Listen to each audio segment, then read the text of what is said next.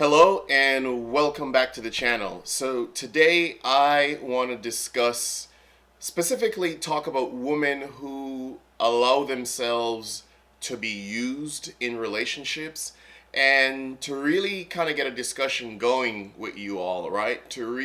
So please leave your comments because I'm curious to hear what you think about this. Why is it that some women allow themselves to be used, right, by whoever they're dating? But why is it that some women allow themselves to be used, not, and I guess abused, but not in a physical way, but in a mental way? But when I say abused, I'm talking more about, you know, there are some women in a lot of circumstances, right, where they are in a relationship with someone, and they're allowing that person to basically get away with pretty much anything. They allow the person to really just kind of just use them, right? And so the thing is, why is it that some women allow themselves to be devalued like that? The way I look at it is, if you allow yourself to be a second choice, then you can't live a first class life. That's kind of the way I look at it. If you allow yourself to be a second choice to somebody, then you can't have a really good opportunity to living a first class life. And when I talk about a first class life, I'm not talking about the fact that you're rich, you got tons of money and just everything is perfect or whatever the case is, but that you're not someone's, you know, second or something like that. You're not the next person that someone goes to or whatever the case is. Or they tell you that, there's some men who would say, well, I'm not going to leave my wife for you, but they want to be able to do whatever it is that they want to do. Or they're not going to leave their girl. So they tell the side chick, well, I'm not going to leave my wife, or I'm not going to leave my girl, but, we could be whatever the case is, that sort of stuff. So the thing is, the fact that they're not leaving you should not make you feel special, right? The fact that they're not leaving you should not make you feel special, because the way I see it is like both of you, if you're in a situation like that, both of you are second class at the same time. It doesn't matter where the person spends their final hours of the night, right? It doesn't matter where they rest their head, where they spend their final hours of the night. It matters where they spend and who they spend their valued time with, right? Not where they spend the final hours of the night. So, in other words, it's not because you come home at night that I should feel proud, right? I think some women feel proud because, well, at least he comes home at night. I mean, who says that, At least he comes home at night. At least he sleeps here and he doesn't sleep with her. Well, and so you're really proud of that? Is that a badge of honor that really makes you content? That really makes you happy?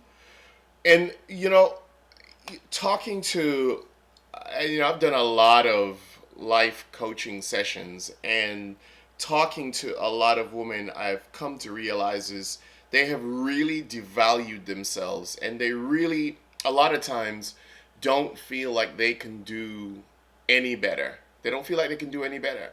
And so they feel like if they can get 3 days a week, then okay, I'm okay with 3 days a week, because at least, I'm getting these three days a week, or and then at least the guy is sleeping here 3 days a week, or whatever the case is. But is that all that you have reduced yourself to? And that's why I say, how many, it's surprising that a lot of women allow themselves to live as a second class choice, so to speak, right? You're like a backup choice.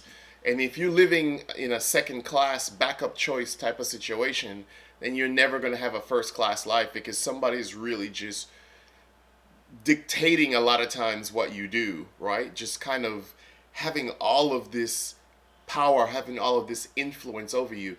It is just really, it's really, really, it's disappointing.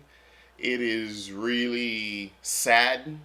Uh, I mean, look, people are gonna say, well, well, what about men? Because it's the man who's going out and doing it, and it's the man who's doing this, and it's the man who's doing it. Yeah, but everybody has free choice.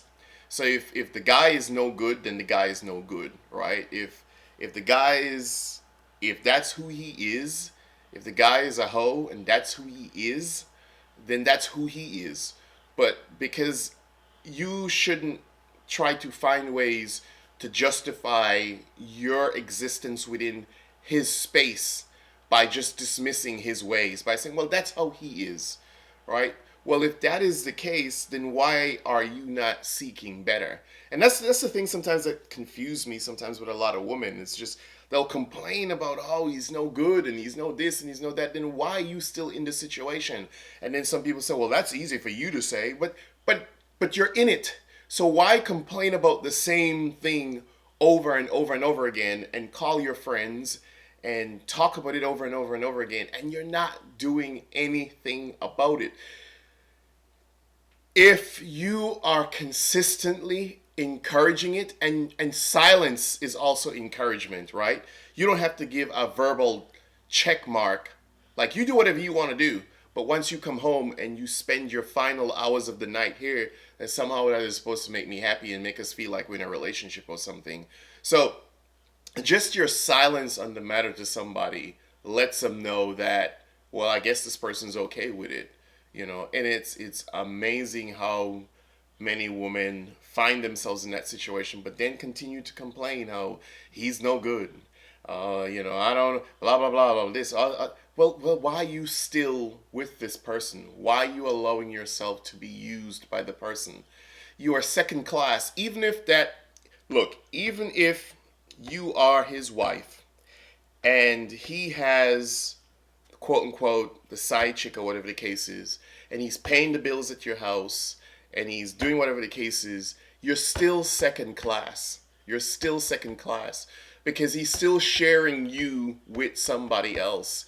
And the reason why I know you're second class is because it bothers you, right? It's because it bothers these women. It still bothers them, even though he's coming home and spending his, I call it the final hours of the night. You know why? Because a lot of times, a lot of guys like this, they stop off at the side chick, go hang out, have sex with her, and then come home to you.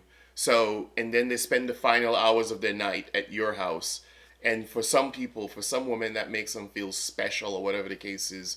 So even though he's coming home and he's still paying the bills, he's taking care of his kids or whatever the case is, like, you still second class because he's still sharing you with someone else or someone else and someone else or whatever the case is. You're still not special.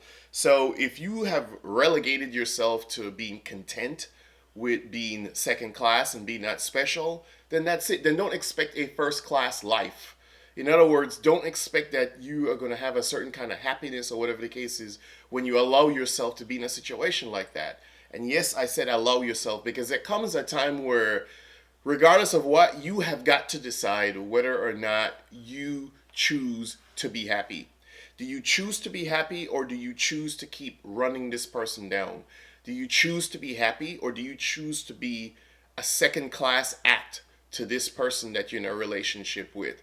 Right? I mean, the choice is yours. At some point in time, the choice is yours. People talk about for the kids or for the this or for the that or for the... Well, who would want their kids in such an unhealthy environment in the first place, right?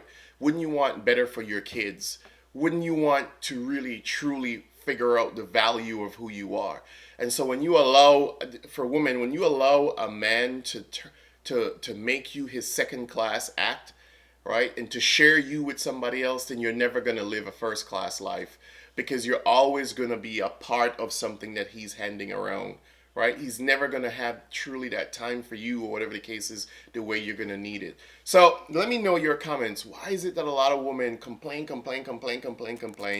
and still allow themselves to just stay in this situation? What would it take to get out? I think a lot of it has to do with self-worth. And I think a lot of people have gotten so comfortable with something, even though it's not good, that it's still difficult for them to be able to break away from. So leave your comments down below. Let me know. Let's have a discussion about it. Don't forget to subscribe. Turn on your post notifications because I post pretty much every single day. Also, don't forget to hit the like button, please, and share. Those two things really do help the channel grow, and I will really appreciate it if you do that. Also, take some time and go back and look at my other videos, right? And so before I go, I just want you to, if you're a female, if you're a female out there, you're a woman, then you've got to value yourself. You have to value yourself. And if you value yourself, you value who you spend your time with. Peace.